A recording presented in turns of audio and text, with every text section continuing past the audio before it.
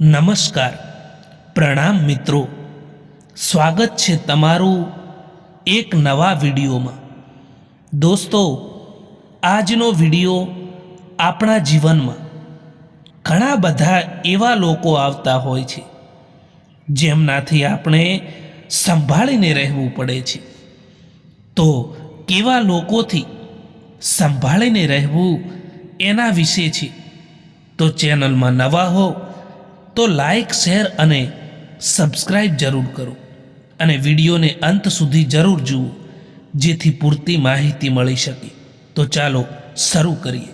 Number 1, મિત્રો, જે તમારી આસપાસ આજે ભીડ છે એ લોકોને કંઈક ને કંઈક તમારાથી મતલબ જરૂર છે.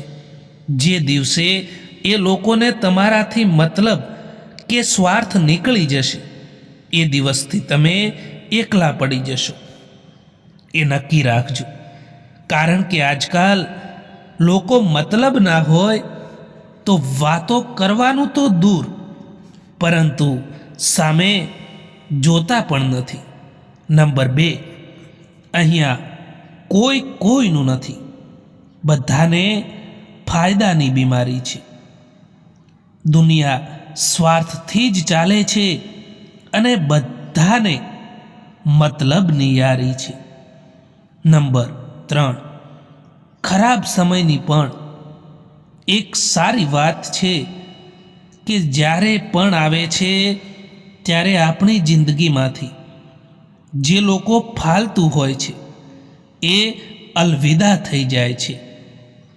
એટલા માટે જીવનમાં ક્યારેક ખરાબ સમય પણ આવવો જરૂરી છે, જેથી ખબર પડે કે કોણ પોતાના છે અને કોણ પારકા છે. નંબર 4, ખરાબ સમય તો એક દિવસ બદલાઈ જાય છે, પરંતુ બદલાયેલા લોકો હંમેશા યાદ રહે છે. નંબર 5, એક વાત યાદ રાખજો દોસ્તો, કે કોઈ તમારો હંમેશા માટે અહીં કોઈ પણ સાથ નહીં આપે. તમારે લડવાનું પણ જાતે જ છે અને સંભાળવાનું પણ જાતે જ છે. નંબર 6, જિંદગીમાં ખુશ રહેવું હોય તો પહેલાં એમને ભૂલી જાઓ જે તમને ભૂલી ગયા છે.